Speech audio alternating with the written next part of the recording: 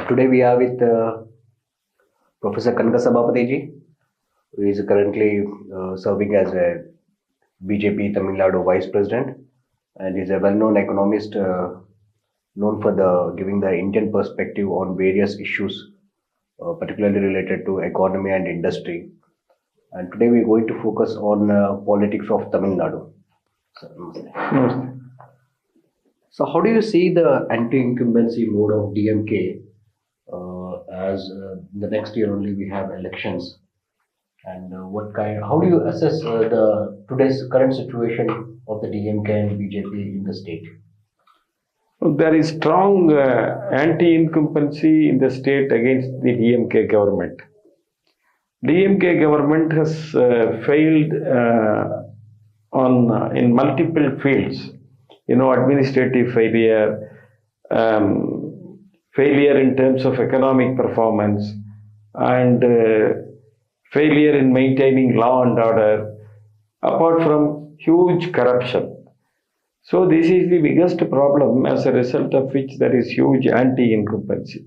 As far as BJP is concerned, now we are in NDA alliance here. And AIDMK is the single largest party in NDA alliance. So we hope in the coming elections during 2026, we will be able to win and form the government here. How do you assess the politics of DMK and the entry of Joseph Vijay in the recent? Yes. As far as the AIDMK is concerned, as I mentioned, no, they have not fulfilled their promises. They have given more than 520 promises in their election manifesto in 2021. Most of it they have not fulfilled. Even if they have fulfilled some of them, they have not done it completely. For example, they promised that they will give 1,000 rupees for one woman in every family. They did not do it, they were delaying it, and after a lot of delay, they started giving. But even then, they put restrictions. They said only if you follow these restrictions, then you will be given this 1,000 rupees. As a result, many of the families were left out. Now the government DMK says that we will give you also from the coming periods. So there is many of the promises they have not fulfilled. For example, they said they will reduce diesel prices so much, petrol prices so much. They will write off jewel loans, and they will increase the amount that is payable to farmers in terms of rice for paddy cultivation, sugarcane cultivation. So they have not fulfilled any of these promises. Even if they have fulfilled some of them, they have not fulfilled it completely. So as a result, there is anger against the government. And as I mentioned, complete failure on the part of the government in terms of law and order. You can see huge incidents of yes, we have witnessed the crimes against the women and children. Yes. And there are many cases where the school-going or college-going children were molested. And you have one issue of 10 years girl was molested. Yes. And can you explain all those things? Yes. See, here one is that they don't maintain law and order, as a result of which there are a lot of crimes taking place against women and even children also. In the particular case that you had mentioned, in Chennai, a few months back, one 10-year girl, child from a poor family was molested. And the father went to the court, went to the police station initially, and then he wanted to give complaint. You know what happened? Instead of taking action, the police arrested the father. So it became a serious issue. Media took it up. Public organizations and parties like us, we took it up. As a result of which it came to light. And finally, the High Court, Madras Court, it ordered the case to be transferred to the CBI because even the court did not believe DMK. So the DMK government should have accepted it. Initially it has failed to take action. At least after the High Court transferring it to the CBI, they should have accepted. But what did they do?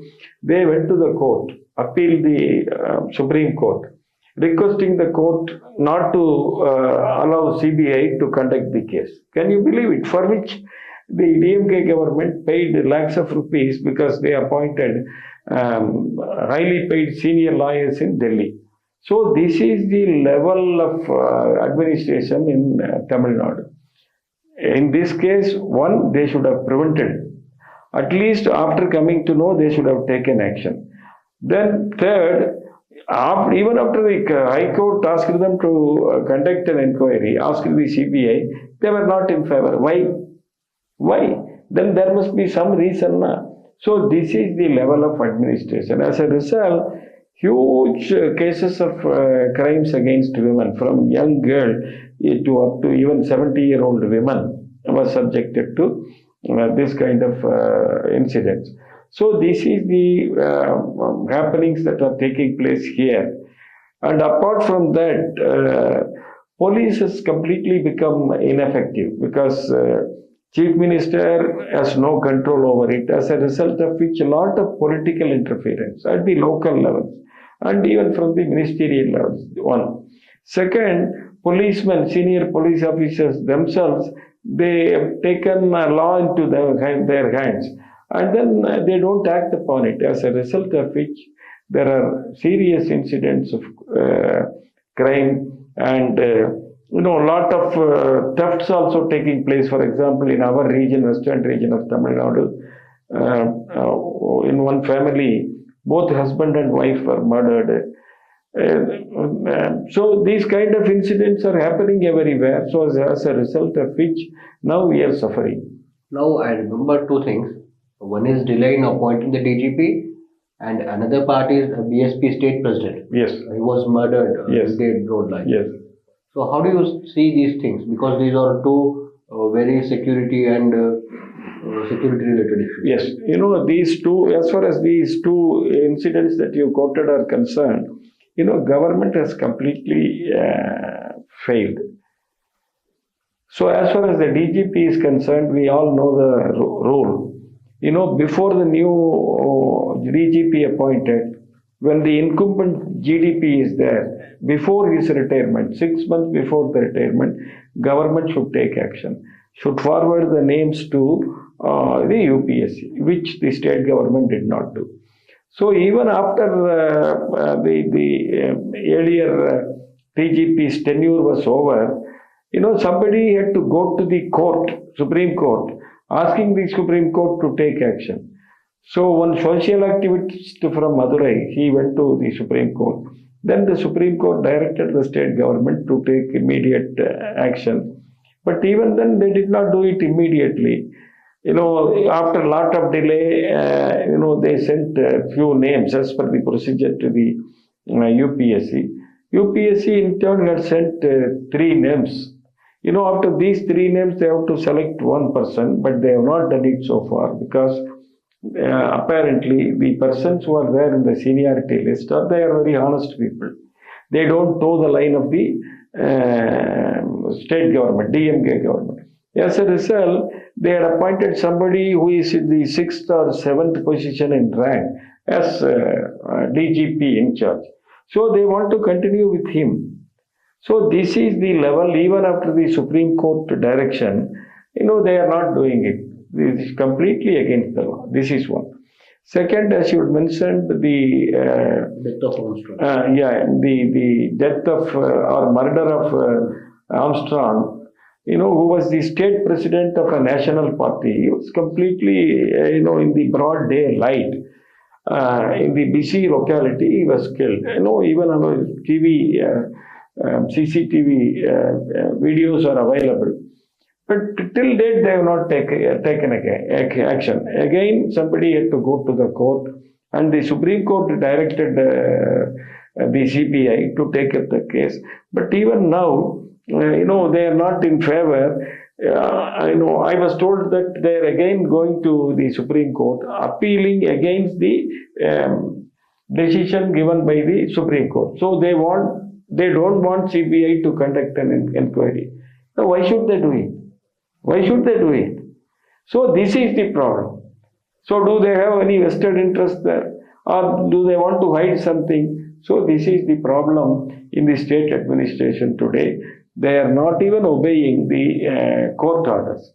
So this is the pathetic situation in Tamil Nadu today. So when we are coming with this law and order, and now you have social welfare schemes.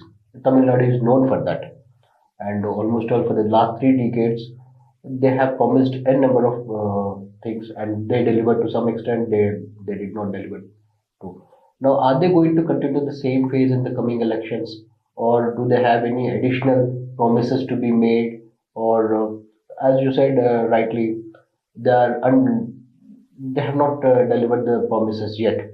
And what is going to be social welfare schemes or any development projects from the DMK government? See, as far as social welfare schemes are concerned, they do it for getting votes only. Otherwise, they are not very serious. Particularly in the present DMK government is not serious. If they were serious, then they should have implemented the social welfare schemes promised by them in the manifesto. They did not do it. So they are doing it for only election purposes. Of course, when the election comes next year, certainly they will say, we want to implement this, that. They will give many promises. But I don't think people will believe it, because in the last 4.5 years, they have not delivered on the promises that they have made. So this is the situation now. And the financial situation also is not in good condition. In the last 4.5 years, every year almost they are borrowing 1 lakh crores additional loan. So as a result, the DMK Tamil Nadu government is the most indebted government in India today. This is because of the maladministration and poor implementation of schemes, corruption. So as a result, now today, whatever promises they make, people are not ready to believe them. Now, coming for that, for the corruption, there is a Ponmudi case and Senthil Balaji. And during the general elections, there were BJP released the DMK files on the family of Karunanidhi. And what impact and does it have, and what is the corruption the BJP continuously exposing? What are the major, because the appointment of Ponmudi, it's a very huge, and they went for the Supreme Court also. Yes. To reinstatement. How do you see that? See, DMK is known for corruption from the beginning. Justice Sarkaria,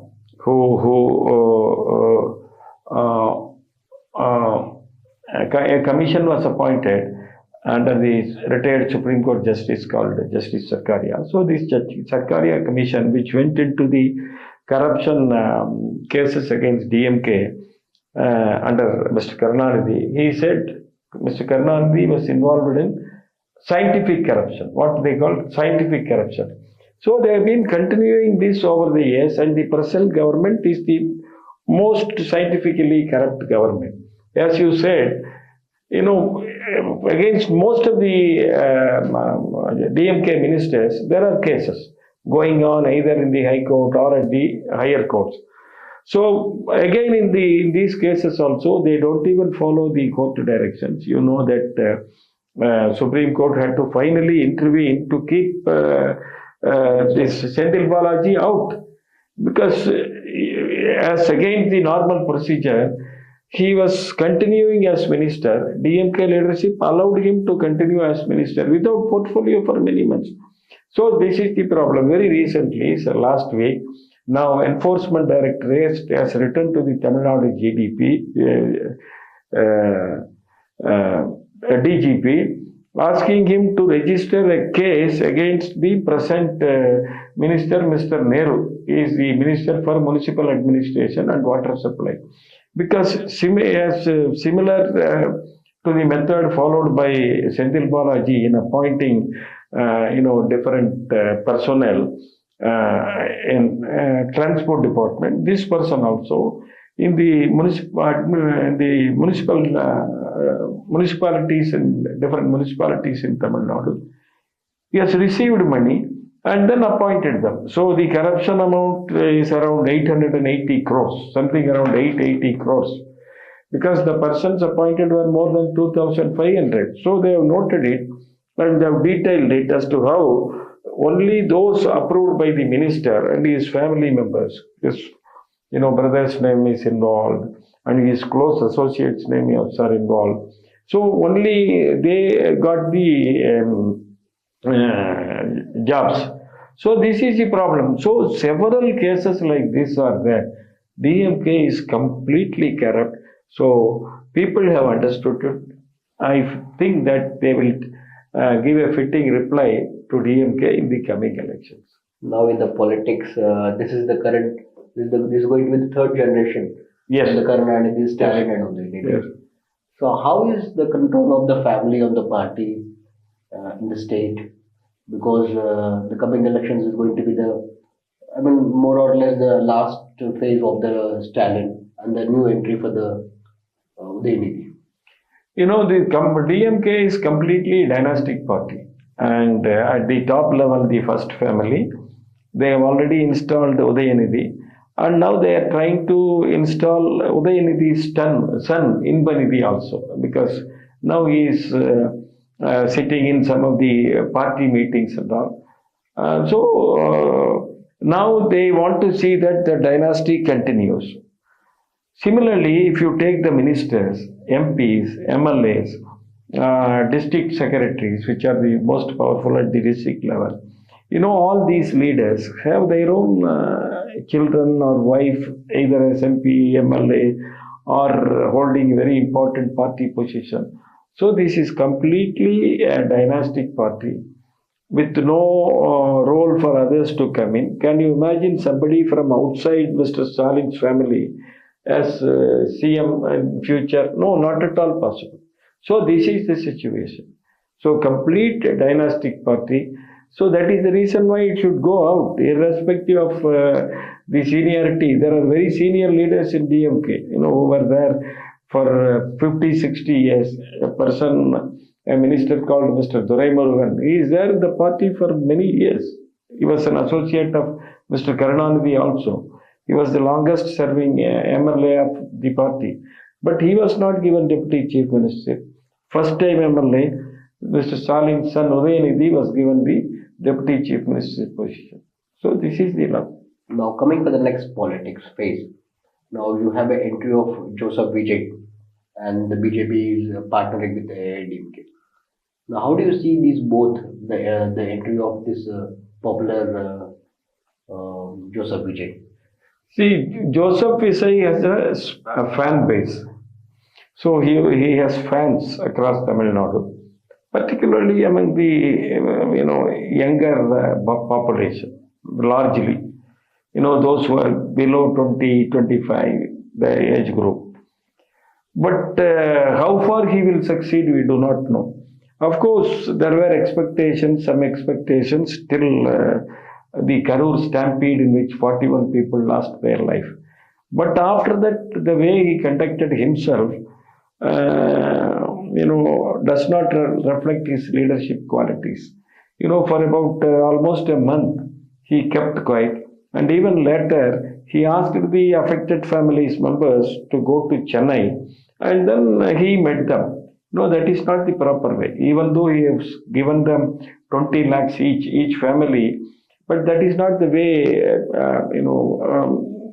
that he had to meet them. So this is the problem. He is not matured enough. He doesn't have much experience. So, but DMK wants to completely disturb him and see that he is not entering the assembly elections. Let us wait and see. We do not know what will happen. He has announced that he will not be aligning with DMK, ADMK, BJP. But if he goes alone, whether he has the structure, no, he doesn't have the structure. There are no district units, there are no union level units. Of course, there are some secretaries, but other than one or two, there are no district level or union level system. So as a result, it's very difficult for him. There are only 5-6 months. Now, how do you say about this BJP and ADMK alliance? No, BJP-ADMK alliance is going well. It's very smooth, and people have also welcomed it because people want to elect an alternative to DMK. So the only viable alternative is NDA alliance, ADMK, BJP. But there are another 4-5 months are there. A few more parties also might come because earlier, they were in alliance with us, PMK, DMDK and all. Right now, we don't know exactly what will happen, but there are chances for some parties to come into our fold. So as a result, I hope that NDA alliance will be able to win because people are completely unhappy because of the mismanagement, corruption, and increase in all kinds of prices. Electricity prices increased 2 times, 2.5 times. Property tax prices increased. They have increased everything. And huge level of corruption even at the local level. So people cannot do anything. And as a result of it, they are seeing in front of their own eyes what is happening. So there is a huge chance for NDA alliance to come to power. Now, coming from the politics, now the Election Commission has called for the division of voter list. So how do you assess this? Because in some other area they are welcoming, and in Tamil Nadu they are opposing. So though it is a exercise of ECI, how do you see this SIR? Oh, yes, SIR. Yes, in fact, SIR should be welcomed, though DMK and their allies are against it. You know that after independence, more than 10 times these revisions have taken place. This kind of revisions have taken place. So in Tamil Nadu also it is necessary that we have to undertake this. ADMK has welcomed it, BJP has welcomed it. And somebody, some political leader has noted even in Mr. Udayanidhi Stalin, Deputy CM's constituency, there could be some 10 to 11% bogus votes. We don't know whether it is true, but there are things. I have an experience in Coimbatore one year back when we were doing electioneering work. One or two family members complained to us that, sir, during election time, some 5-10 people come and stay here and then go within 1 or 2 days. They have taken a house on rent.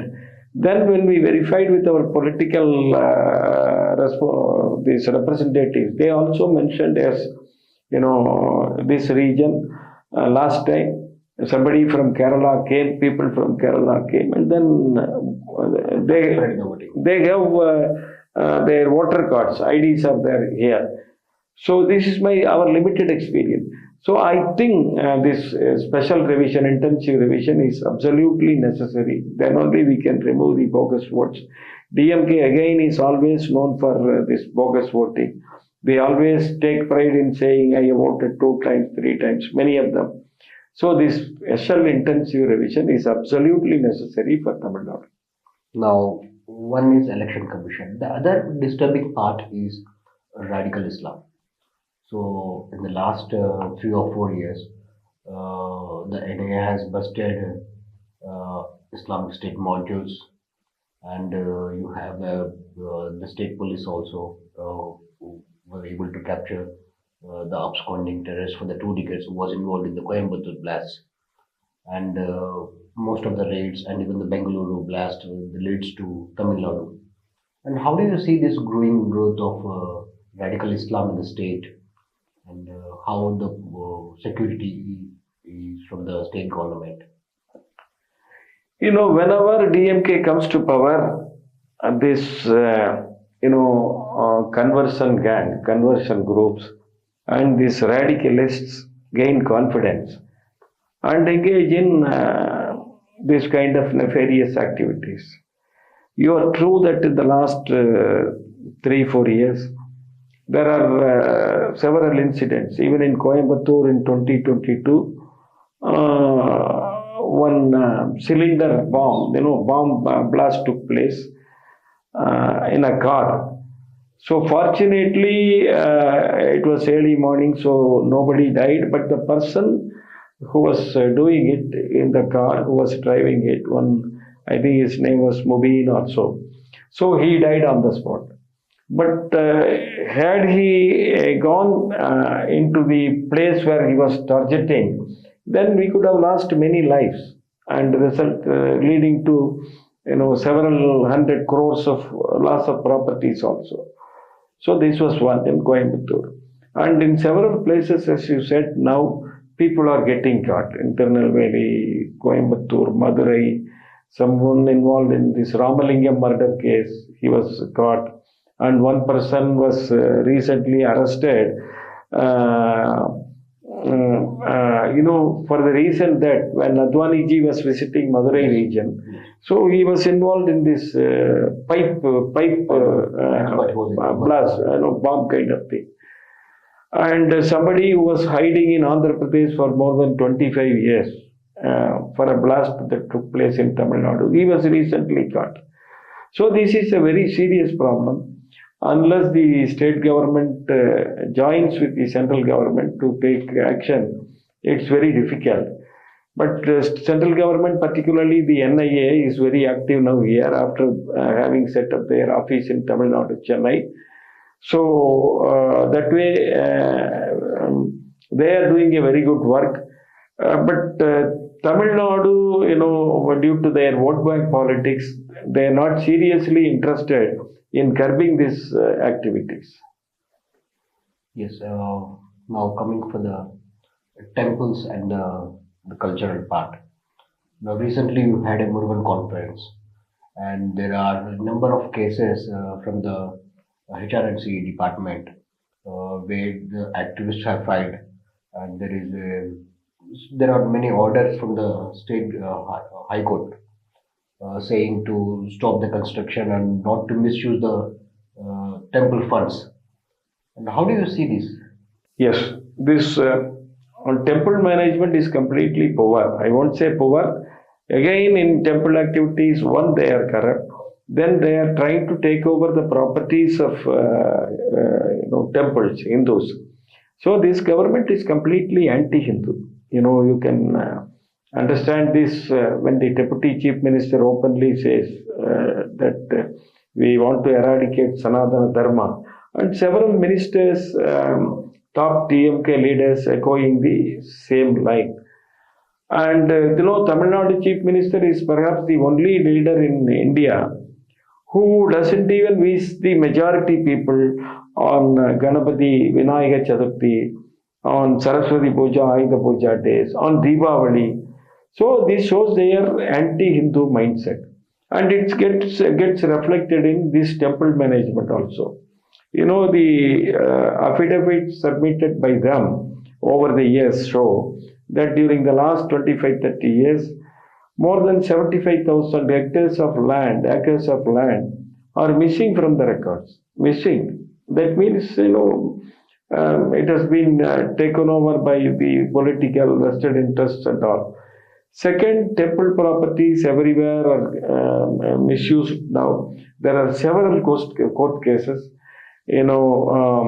One temple worshipper society led by one T.R. Ramesh, they are continuously filing complaints, cases against the DMK government. But again here, in spite of the court giving direction, they are not following it up. This is another serious problem. Now, in all the big temples of Tamil Nadu, they don't have the authority to nominate special officers. There should be some board, trustees. But they are managing it only through these special officers so that they can take the money of the hundis and then mismanage the properties. And whatever properties that they have, huge properties, they are being let out for pittance, very low rate. because they have this collaboration with those who are occupying the properties. So as far as temple management is concerned, it's completely poor, and it's used for their personal benefits, and they want to have construction everywhere. You may be knowing that maybe Tamil Nadu could be the only state where they use temple properties to build schools, colleges, etc. Where? Not in the same place, some 30-40 kilometers. Using the prominent temple funds in Chennai, they are constructing a college in Mr. Shalin's constituency, Kolattur, maybe some 25-30 kilometers away. So this is what they are doing. Finally, court had to intervene.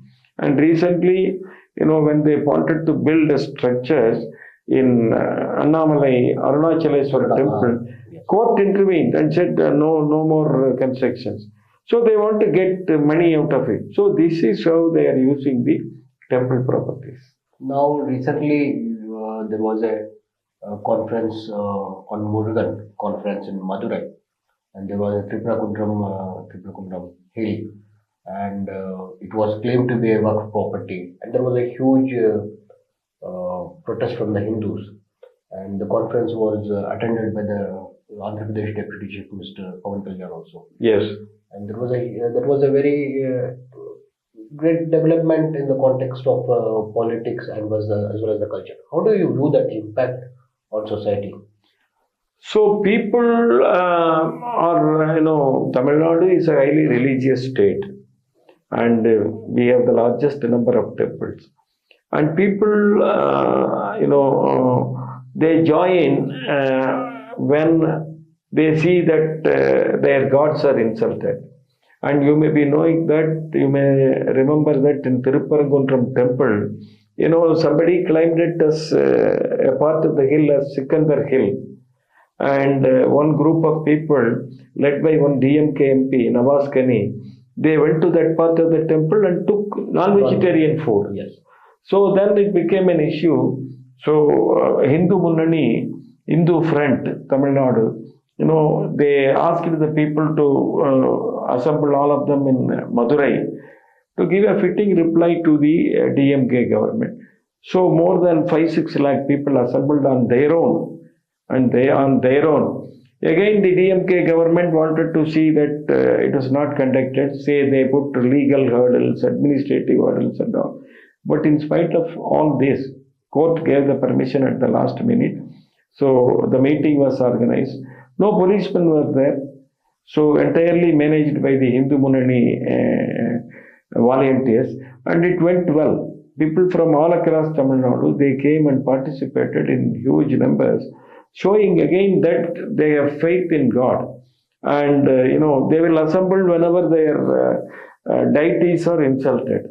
So this is a very good sign, and this is what is happening at the ground level.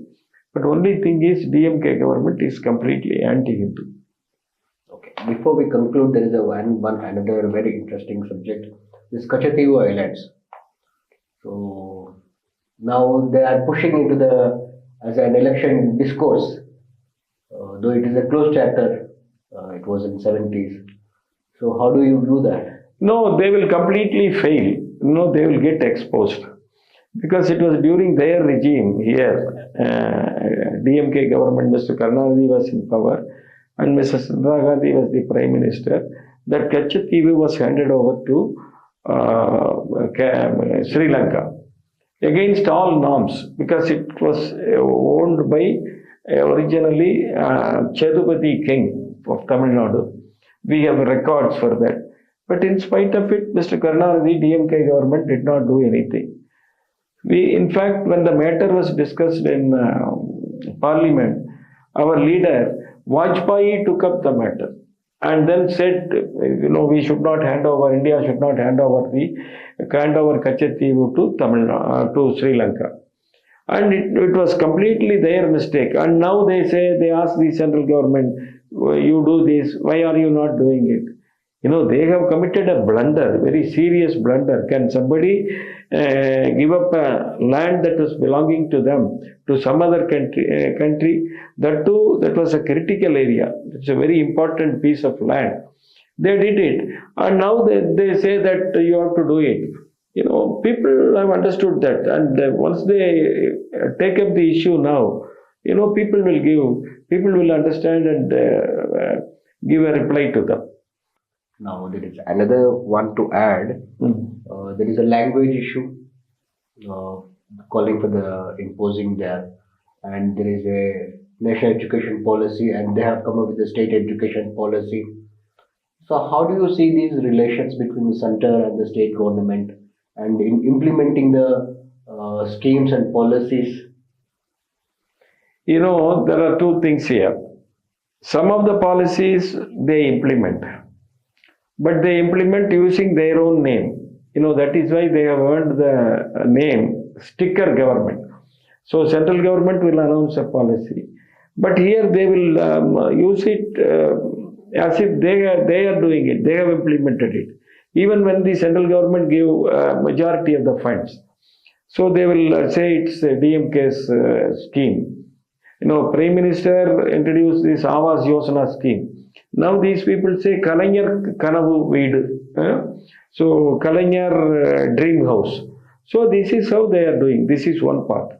Second part, as far as the education is concerned, they don't want proper education to be given to the children, because they have created a narrative about Tamil Nadu and India in the last 30, 40, 50, 60 years, and they want to maintain it.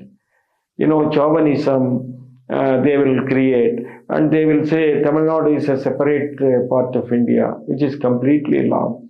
Historically, we have all been one of part and parcel of Bharat, this great nation. But these people will do that. So they use this education field as one of their instrument to spread this kind of wrong information. So that is the reason why they are not willing to follow NEP. NEP, of course, it was introduced after a lot of discussions, more than 4 years of discussion among stakeholders, among the educationists, top people, political leaders and all. But they are not willing to implement. And even the PM Shri scheme, yes, they are not implementing it. They said we want to have our own state economic policy.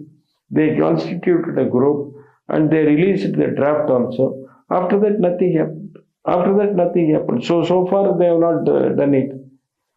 So they are not implementing NEP also. They are not. They said we are going to announce a new policy and then implement. They have not done it. What about the language controversy imposing? As far as language controversy is concerned, it's purely political. We have clearly mentioned in the NEP that no language will be imposed. No imposement. Any language. So it is up to the state governments to decide the third language. Only thing mentioned in the NEP is mother tongue should be there, and for students to know about the global developments and all, English should be there. Third language, local language, mother tongue. Fourth language also you can add as many languages as possible. So no imposition of Hindi, no imposition of Sanskrit, no imposition of any language. But even then these people wrongly claim that there is imposition. In fact, I have myself answered in TV debates, outside also. You show us one word in the national education policy which says that this language will be imposed. Nothing. Unlike the earlier Congress era where they wanted to impose Hindi, now there is no imposition. But people, are willing to learn Hindi, youngsters. Here you have to see the, difference. Though they say that they don't want Hindi to be taught in government schools, in all the schools run by the DMK ministers, leaders, including the school run by TMK chief minister's family member, daughter, they are teaching Hindi. They say it is something different, policy is something different. So as a result today, all the children of rich people, upper class people, they are studying Hindi in all the private schools, no problem. But the children of poor people, ordinary people, they are denied of Hindi education because they study in government school. And even here there is double standard of DMK government. One, they don't teach Hindi. Second, there are several schools in Tamil Nadu that do not teach Tamil. They say they are the champions of Tamil. But there are schools which do not teach Tamil at all. And there are schools which teach Urdu only. In Chennai, even the capital of Tamil Nadu, there are Urdu schools. Now where is their interest for Tamil language? So this is the double standard of the DMK government. So they are not particularly interested in developing Tamil language as such. They want to take it for election purposes. Now people are beginning to understand. Thank you, sir. We have spoke with the politics and the law and order and the policies of and the coming elections. We hope for the best. Yes, thank you very much.